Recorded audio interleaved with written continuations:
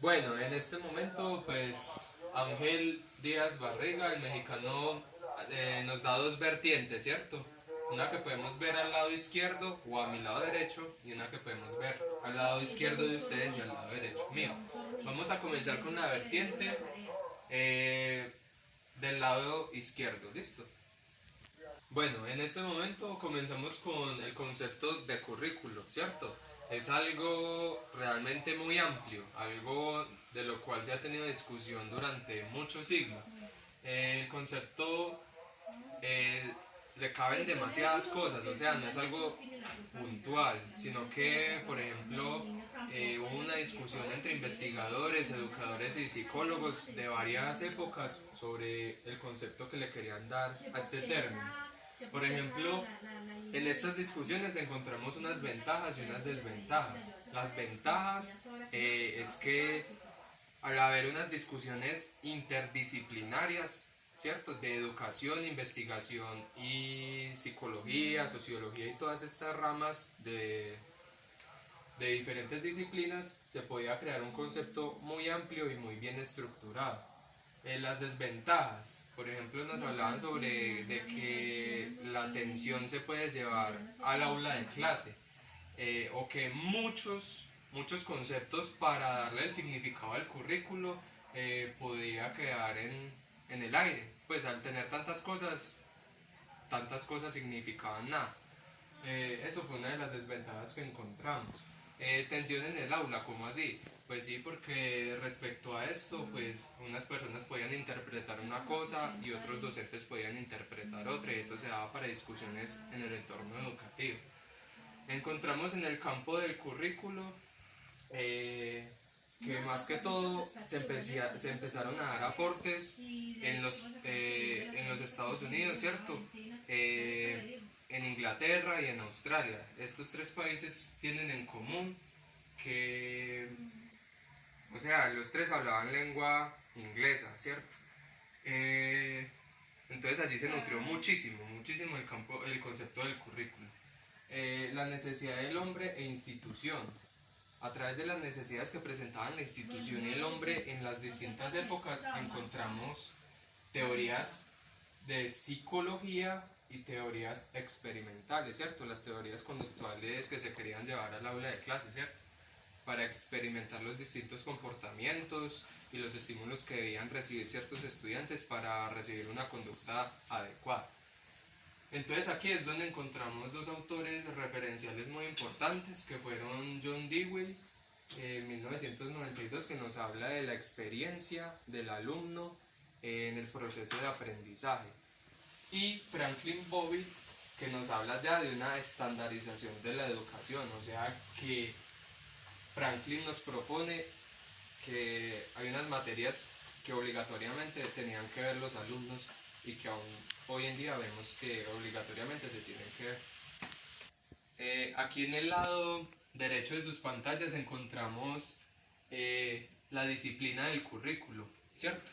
O sea que encontramos que lo que retomamos fue que los países de lengua inglesa aportaron muchísimo y esto creó muchas cosas, pero no hay que olvidar que hubo autores de lengua hispana, ¿cierto? Mexicanos, latinoamericanos, de lengua española, eh, que dieron aportes también muy significativos al currículo, ¿cierto? Entonces aquí nos mencionan sobre TOA, que es aquella que nos dice que el currículo sirve para diagnosticar necesidades de la población.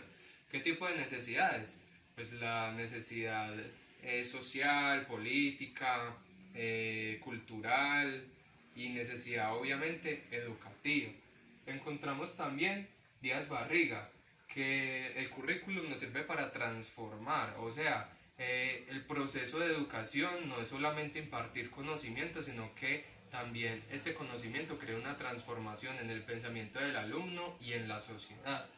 Y encontramos en Zabalza que nos habla sobre el diseño curricular, perdón. Aquí que encontramos que el diseño del currículo realmente no es algo muy nuevo pues de los 90 o los 2000, no. Aquí encontramos 1801. También había varios autores antecesores, pero no los quise nombrar porque para mí Estos tres fueron grandes referentes, sin desmeritar obviamente lo que otros autores han planteado.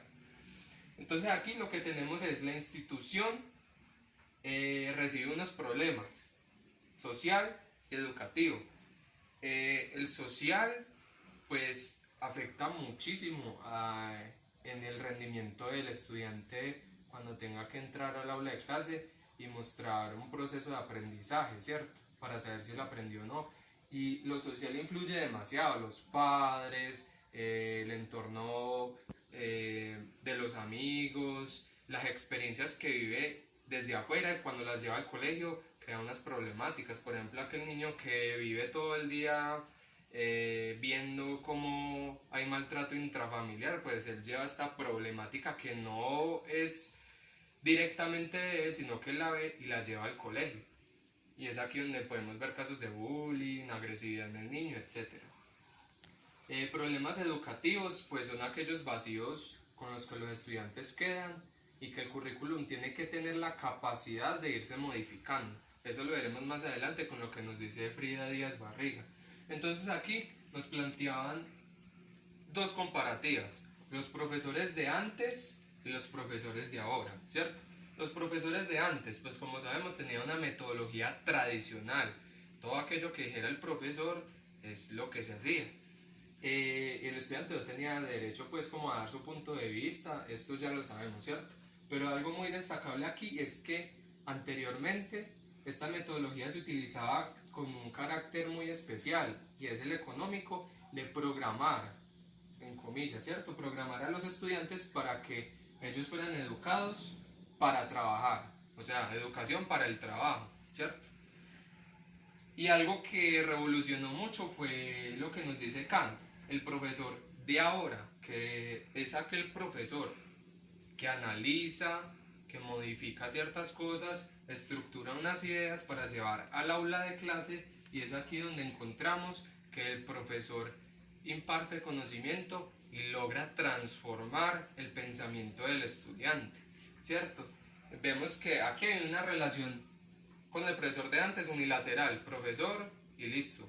El profesor es el centro de atención. Y aquí lo que podemos ver también es que aquí en la educación, con Kant, nos dice que la educación es para la vida, para transformar la vida y la realidad. Entonces esto es muy importante porque todavía vemos hoy en día profesores tradicionales, en plena actualidad, ¿cierto?